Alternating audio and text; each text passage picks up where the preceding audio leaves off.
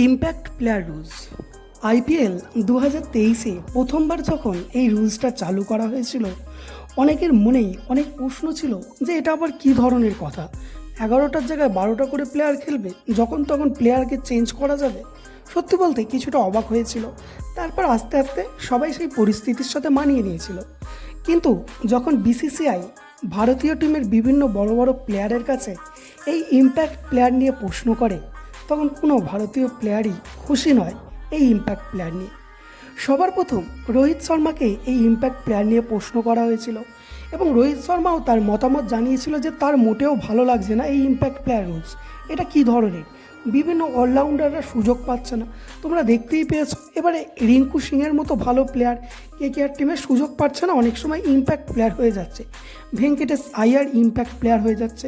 এরকম এসআরএইচের তোমরা দেখতেই পাচ্ছ অভিষেক শর্মা, সিএসকের শিবম দুবে, এরকম বিভিন্ন টিমের বিভিন্ন প্লেয়াররা ইম্প্যাক্ট প্লেয়ার হিসাবে খেলছে, যাদের অলরাউন্ডার হওয়ার ক্ষমতা আছে, কিন্তু শুধুমাত্র ইম্প্যাক্ট প্লেয়ারের রুলসের কারণে তাদেরকে সেই সুযোগটা দেওয়া হচ্ছে না ফ্র্যাঞ্চাইজি থেকে।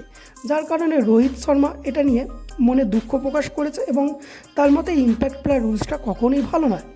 যেখানে আরসিবি তখন সেমিফাইনালে চলে গেছে, তো সেখানে আরসিবির বিরাট কোহলিকেও প্রশ্ন করা হয়, যেখানে কিং কোহলিও পিছিয়ে থাকেন এবং রোহিতের সাথে সেও সহমত হয়েছে।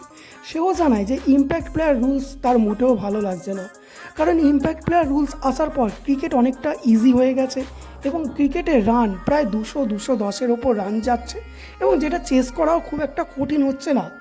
আগে যেখানে 160-70 করা মানে একটা চেস করতে গেলে অন্য টিমটাকে কিছুটা হলেও পরিশ্রম করতে হতো, এখন কিন্তু আর সেই পরিশ্রম করা হচ্ছে না।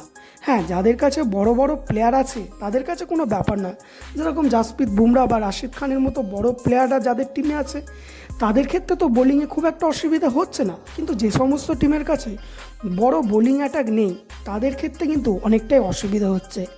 ওভারঅল টিমের বোলিং লাইন আপ দুর্বল হয়ে যাচ্ছে বিরাট কোহলির মতে এবং রোহিত শর্মার মতেও অলরাউন্ডাররা উঠে আসতে পারছে না।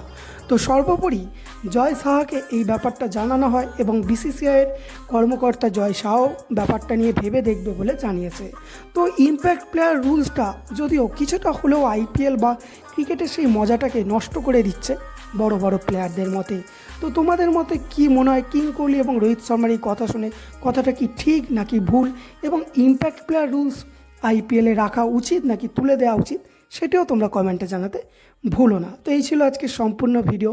আশা করি ভালো আছো, ভালো থাকবে। দেখা হচ্ছে পরের ভিডিওতে।